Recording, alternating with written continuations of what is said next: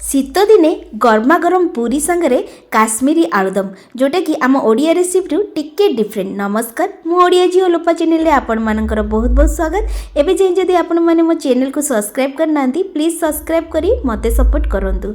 आज तैयारी करबा काश्मीरी आलुदम जाकि रोटी नान पराठा आउ आम बरा सांगरे मध्ये खाइया पे बहुत टेस्टी। प्रथमे कढ़ाई गरम करबा, सेदिरे तेल दबा। तेल गरम होला परे पियाज टमाटर ता सहित किछि अदा दबा।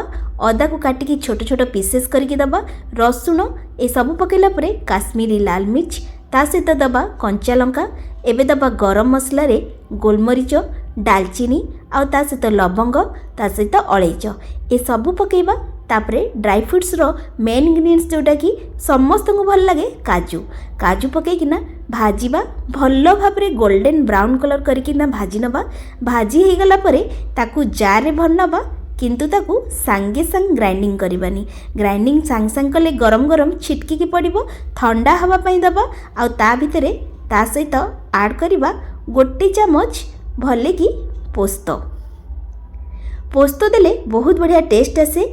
ताकू ठंडा हवा पई दे देली। एपटे से कढ़ाई रे टिके तेल जो बड़ी जाइथिला सेदिरे आलू को पकई नेली। नुआ आलू अछि जोधरे कि आलूदम बहुत टेस्टी लगे खाइया पई। अल्प टिके स्वाद अनुसार लूण देली, ता सहित टिके लंका गुंड हल्दी गुंड देकिना पूरा गोल्डन गोल्डन करके ताकू टिके भाजी नबा। एपट सेपट करके एई जगह रे आपण चाहिले सिझेकी मध्ये ऐड करि परिबे। भाजी के देले आ टिके अधिक टेस्ट लागि थाए। पेस्ट देखंतु पूरा एई बढ़िया स्मूथ हवा दरकार। जदि स्मूथ होनी ताहले ताकू छंकारे छांकी किना एकदम स्मूथ पेस्ट करनेबे। गरम तेल कढ़ाई रे दीटा तेजपत्र पकई नेली, जद्वारा बहुत बढ़िया बास्ना आसीबो। बाटिकी रखिथिबा मसला एठी ऐड करनेली। तापरे ऐड कली गोटे चमच किचन किंग मसला, या द्वारा बहुत बढ़िया टेस्ट आसीबो।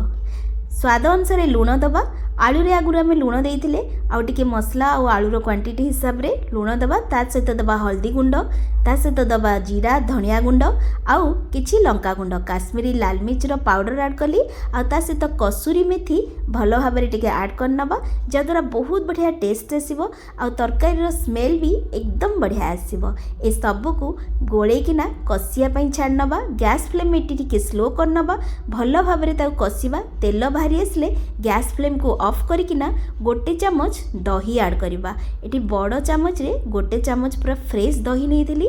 दही बिल्कुल भी खट्टा है नथिबो, फ्रेश हेतिबा दरकार। मिक्स करिकिना भलो भाबरे कसिबा। कसी हे गेले टिके ता सहित देनबा आलू।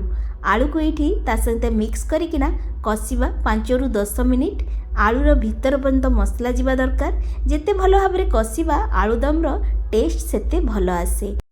आलूदम रो एही रेसिपी जदि आपण मानकु भल लागुची ताले प्लीज मो वीडियो को गोटे लाइक करिवे। आ चैनल रे जदि नुआ अछंदी प्लीज चैनल को सब्सक्राइब करी मते सपोर्ट करंतु। आलू को मसला संगे कसिला बेले 2-4 मिनिट पई कवर कर नैथिली। देखंतु केमती तेल बाहरी आसला। तापरे सेदिरे अल्प टिके पानी ऐड कली। जदि आपनको झोलो झोलो खाइया को पसंद ताहले ए पानी की टिके फुटिला परे आमे गैस फ्लेम को ऑफ करिकिना धनिया पत्र ऐड करबा। आ जदि आपनको कषा खाइबा पसंद ताहले झोल को फुटिया पाई छाड़ नबा 10-12 मिनिट पाई। जेतले झोल टिके पूरा फुटिकी बहलिया हो जिवो तापरे गैस फ्लेम को ऑफ कर नबा। टिके बांफ बाहरी गला परे सेथिरे धनिया पत्र ऐड करबा। जेमति कि मु आलू रो कषा प्रस्तुत करची पूरी संगे खाइया पाई। आपण माने जदि ए बलिया चाहुतबे ताले झोल को पूरा फुटेई नेबे। आ आलू सिझी गला कि नहीं चामच रे माड़ी किना चेक मध्य करनेबे।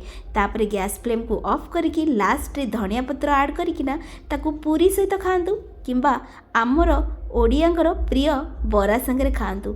बहुत टेस्टी लागिबो ए काश्मीरी आलूदम। निश्चिंत भावे तैयारी करंतु, एंजॉय करंतु। नुआ आलूर मजा शीत दिन रे नियंतु। चलंतु एबे पूरी संगे एही आलू कासर मजा नबा। आ आपण मानकु जदि वीडियो भल लागिला प्लीज मते सपोर्ट करंतु। Thank you for watching.